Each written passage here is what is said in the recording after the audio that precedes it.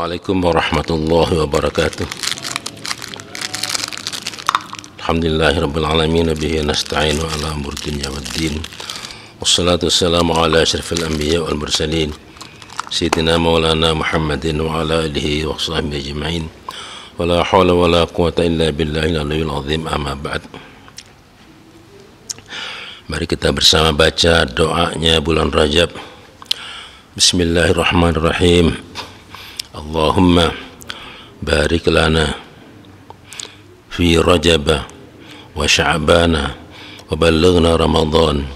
Allahumma barik lana fi Rajab wa Sya'ban wa ballighna Ramadan. Allahumma barik lana fi Rajab wa Sya'ban wa ballighna Ramadan bi rahmatika ya arhamar rahimin.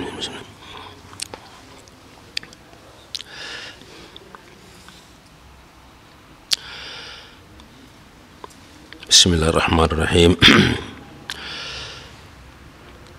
Penjelasan hari Kamis yang lalu sedikit saya ulang. Wa kamaludz zakati arba'atu asya. Sempurnanya sembelihan itu memenuhi 4 persyaratan, yaitu qat'ul hulkum, memotong tenggorokan,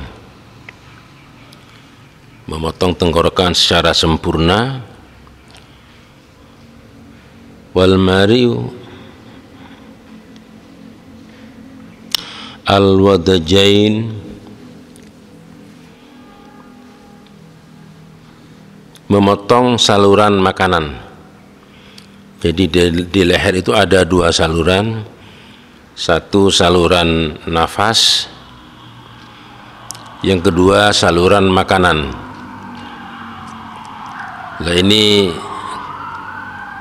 terasanya itu kalau kita misalnya mengkonsumsi makanan atau minuman, itu masuk ke saluran nafas, itu biasanya batuk-batuk ya, atau batuk-batuk atau gimana gitu. Itu bahwa ada khusus saluran nafas dan saluran makanan di leher kita. Nah, itu harus terpotong dua-duanya.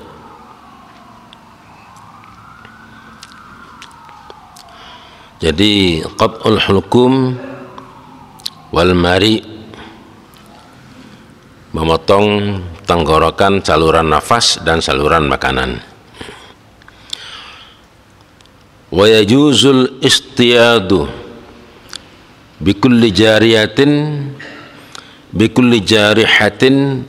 mu'allamatin.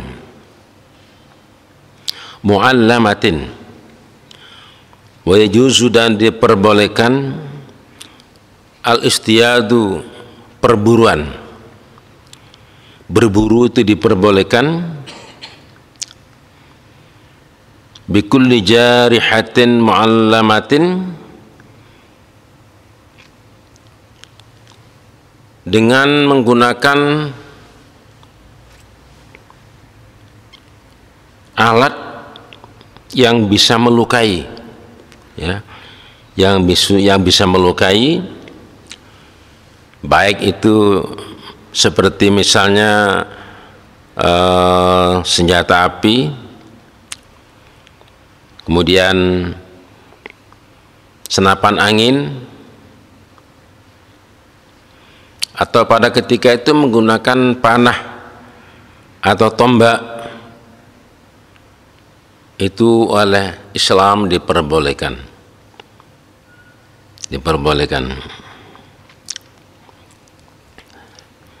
Bahkan bisa juga menggunakan binatang pemburu ya, binatang liar, binatang buas ya. Jadi binatang yang sulit untuk ditangkap karena dia masuk kategori as-siba, itu binatang yang liar. Itu cara menyembelihnya boleh dengan melukainya, dengan lembing, dengan tombak, dengan pedang dan sebagainya, walaupun ketika dilakukan proses mematikan itu, membunuh itu, tidak menyentuh leher sama sekali misalnya.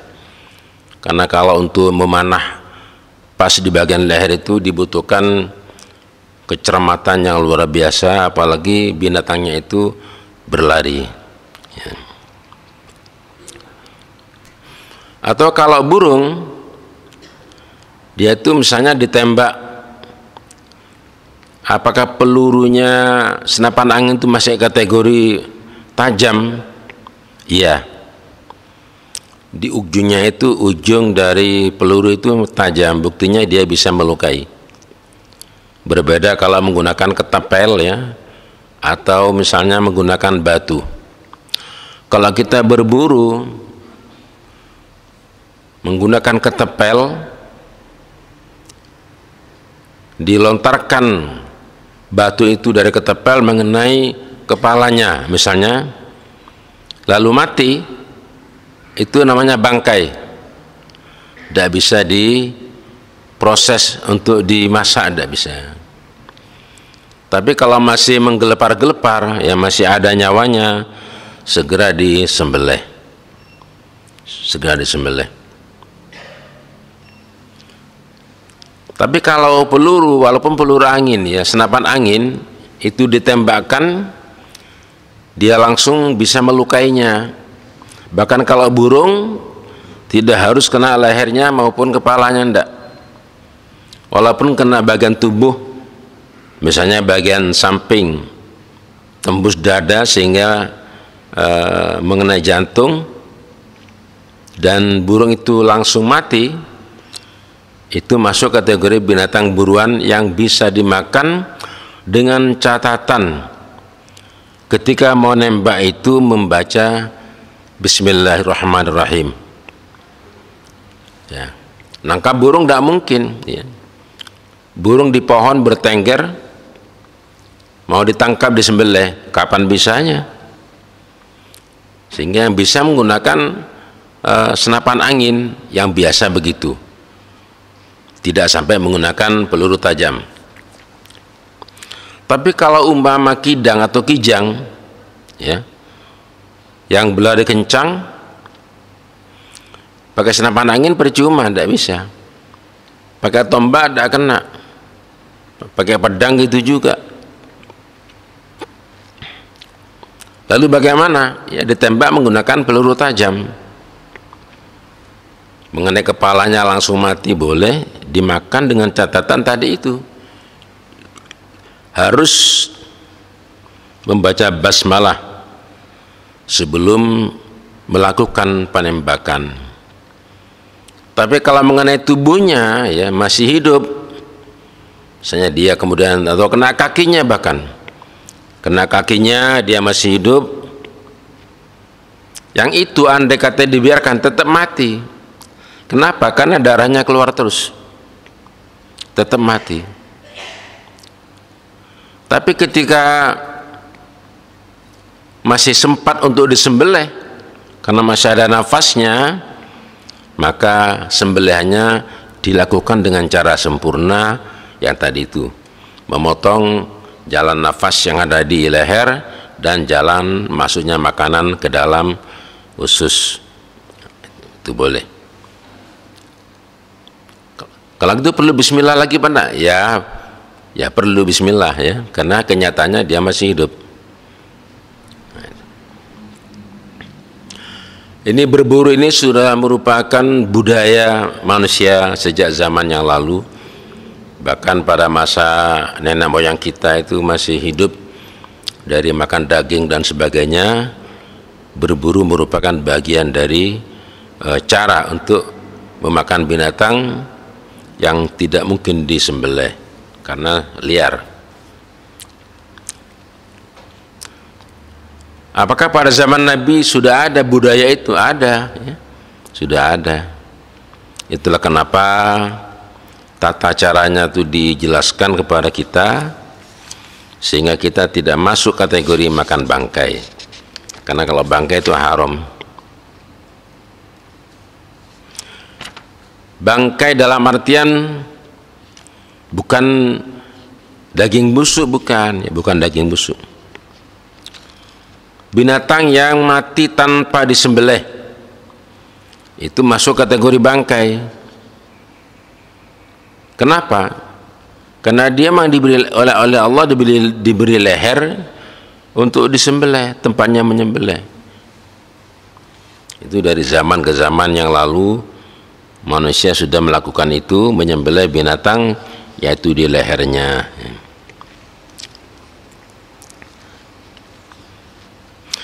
Rawal Bukhari wa Muslim an Rafi' ibn Khudaj radhiyallahu anhu qala qala Rasulullah sallallahu alaihi wasallam ma anharad dam wa dzukira ismullahi alaihi fakuluhu. Ini sabda Nabi dari sahabat Rafi' bin Khudaj bahwa Rasulullah telah bersabda, apa-apa yang dapat mengalirkan darah, ya, yang dapat mengalirkan darah, benda tajam itu kalau mengenai tubuh itu mengalirkan darah. Wa dzukira ismullahi alaihi, dan dibacakan, disebutkan, dizikirkan, disebutkan, dibaca nama Allah atas proses tersebut, fakuluhu, maka makanlah, silakan dimakan. Nabi dengan tegas mengatakan bahwa binatang yang ditembak, dipanah, dilembing dan sebagainya sehingga dia mengeluarkan darah, ya, maka silakan dimakan dengan catatan sebelumnya sudah ada proses membaca Bismillahirrahmanirrahim, ya.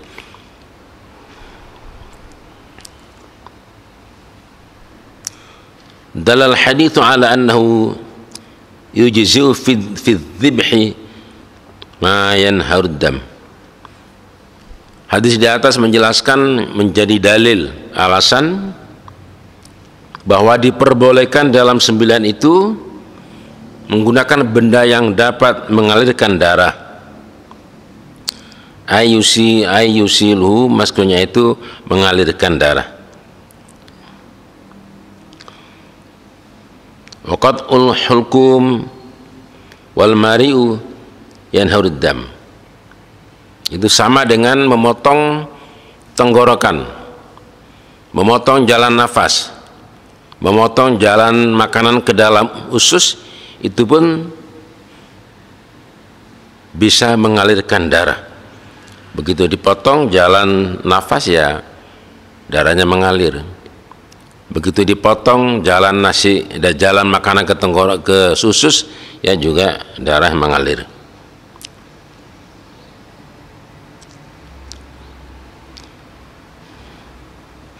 Inilah tata cara membunuh binatang yang mau dimakan di dalam Islam. Oleh Allah sudah disediakan bahwa ini untuk membunuhnya, untuk memakannya ada proses menyembelih dulu, disediakanlah leher. Semua binatang yang berleher itu wajib disembelih untuk bisa memakannya. Tapi yang memang tidak usah proses menyembelih, seperti misalnya binatang yang tidak ada lehernya, seperti ikan, ya, as-samaku, ikan air, itu memang tidak usah disembelih. Gimana nangkapnya? Yang pertama. Yang kedua, binatang yang terlalu kecil, ikan yang kecil, misalnya ikan teri, yang jumlahnya itu berkelompok sampai jutaan ekor, gimana nyembelihnya? Kan tidak mungkin. Binatang kecil tanpa disembelih sah dimakan. Demikian pula dengan binatang besar, misalnya ada ikan paus, ikan hiu, umpama mau disembelih, mau dimakan, itu Allah sudah menghalalkan. Bangkainya pun juga halal. Bangkai di sini bukan ikan busuk, bukan ya. Itu berbahaya bagi kesehatan. Bukan ikan busuk kena racun, bukan itu. Dikatakan bangkai tadi, kenapa nggak disembelih? Ya. Karena dia nggak disembelih sudah mati, maka dia bisa dimakan. Lalu ada pertanyaan, bagaimana dengan misalnya kodok ya, kodok. Pertanyaannya, kodok masuk kategori binatang apa? Bekecot. Kalau dia binatang darat, hidupnya di darat, mencari makan di darat, maka hukumnya boleh dimakan setelah ada proses penyembelihan. Tapi dialah bekecot. Masuk kategori apa? Kalau dia kategori binatang air seperti ikan, ya tanpa disembelih bisa dimakan. Tapi kalau dia binatang darat, ya disembelih dulu. Pertanyaannya, mana lehernya? Ya. Terus membunuhnya bagaimana? Ya ditutuk, Pak.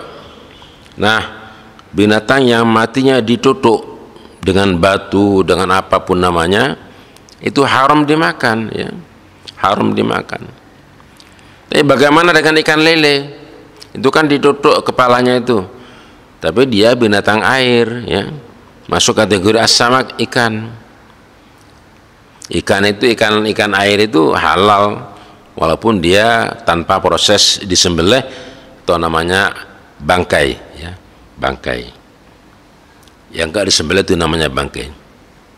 Karena ada kelompok agama lain ya, yang saking emannya katanya itu darahnya ayam itu bisa untuk penyembuhan, ya menyehatkan.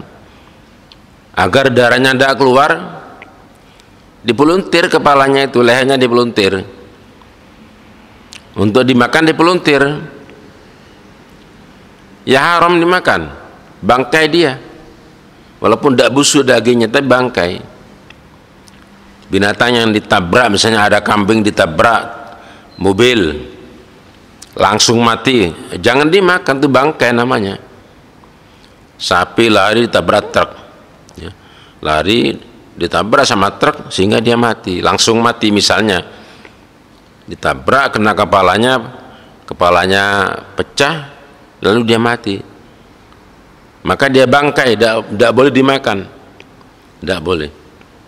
Tapi kalau masih kena tubuhnya, sekecil-kecil misalnya ya, itu boleh dimakan, disembelih sesuai dengan aturan-aturan agama. Jadi inilah kategori yang binatang yang bisa dimakan. Ya. Karena ada nih pendapat yang berkembang dari Solo, di kota Solo itu ada kelompok kajian tafsir yang mengatakan bahwasanya daging anjing itu boleh dimakan. Ya. Sementara para fuqaha kita itu mengatakan haram. Kenapa? Air liurnya saja yang bening itu sudah najis, apalagi darahnya, apalagi dagingnya itu.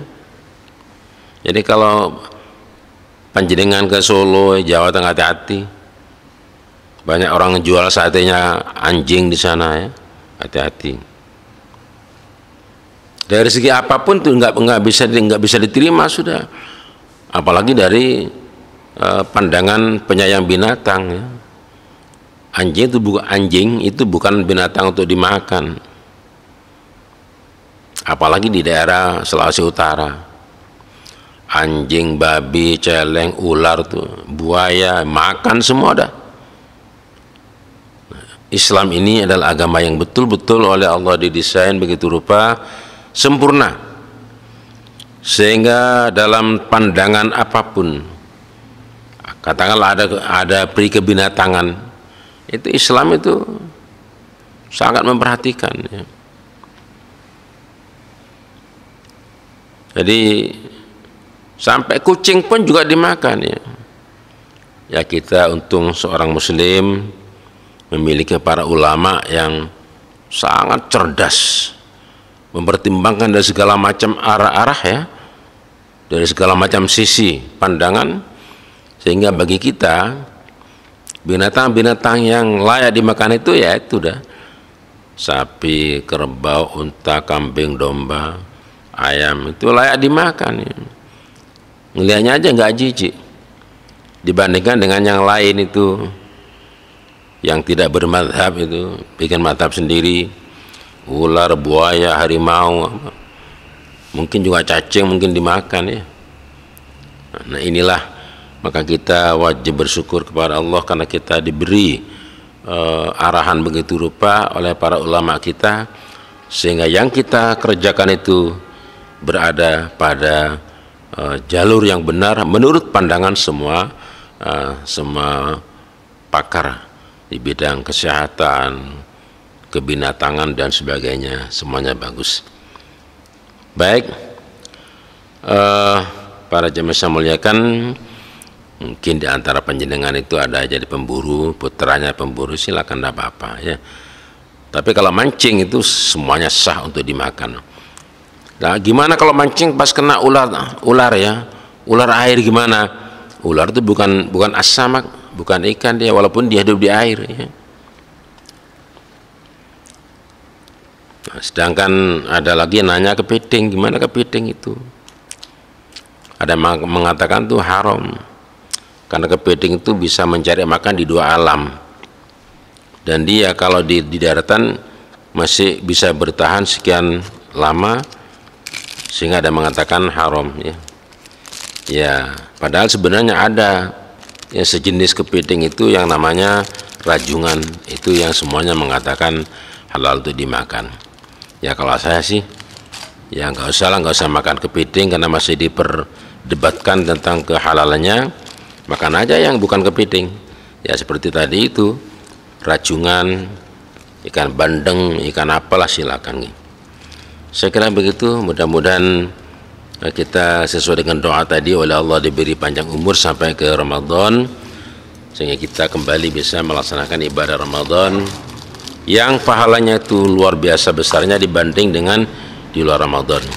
Tetap nanti Al Baitul Amin menyelenggarakan acara Riyadhul Arba'in yang diisi dengan itikaf selama 40 malam berturut-turut. Itikaf bagi yang mau ya, yang mampu. Yang tidak ya nggak apa-apa, silakan gitu. Cuman kalau misalnya sholat itu sholat sunnah, jangan dikatakan mutlak sholat sunnah itu hanya dikerjakan di masjid, jangan itu ya. Karena sejak zaman Rasulullah, zaman sahabat dan sebagainya, sholat tarawih itu dikerjakan di masjid, bukan di rumah. Karena ada yang kencang mengatakan sholat sunnah itu di rumah, nggak boleh di masjid semuanya. Ya tidak bisa begitu ya.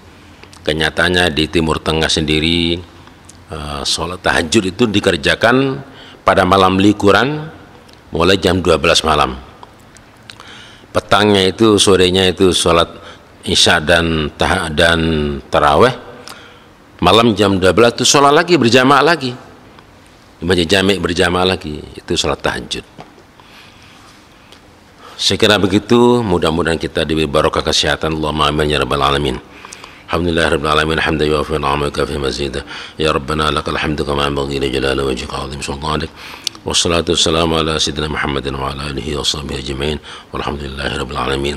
Allahumma alhimna 'ilman nafqahu bi awamiraka wa nawahiyaka warzuqna fahman na'lamu bihi kayfa nanajika ya arhamar rahimin. Allahumma arzuqna fahman nabiyyin wa hifdzal mursalin وإلهام الملائكة المقربين. اللهم أكرمنا بنور الفهم وأخرجنا من ظلمات الوهم وافتح لنا أبواب رحمتك ونشر علينا حكمتك يا أرحم الراحمين. ربنا زدنا علما وارزقنا فهما واهدنا صراطا مستقيما برحمتك يا أرحم الراحمين. وصلى الله على سيدنا محمد وعلى آله وصحبه وسلم. سبحان ربك رب العزة عما يصفون وسلام على المرسلين والحمد لله رب العالمين. ربنا تقبل منا بصور الفاتحة. أعوذ بالله من الشيطان الرجيم. بسم الله الرحمن الرحيم. الحمد لله رب العالمين الرحمن الرحيم مالك يوم الدين. إياك نعبد وإياك نستعين. اهدنا الصراط المستقيم صراط الذين أنعمت عليهم غير المغضوب عليهم ولا الضالين آمين. والله أعلم بالصواب. والسلام عليكم ورحمة الله وبركاته.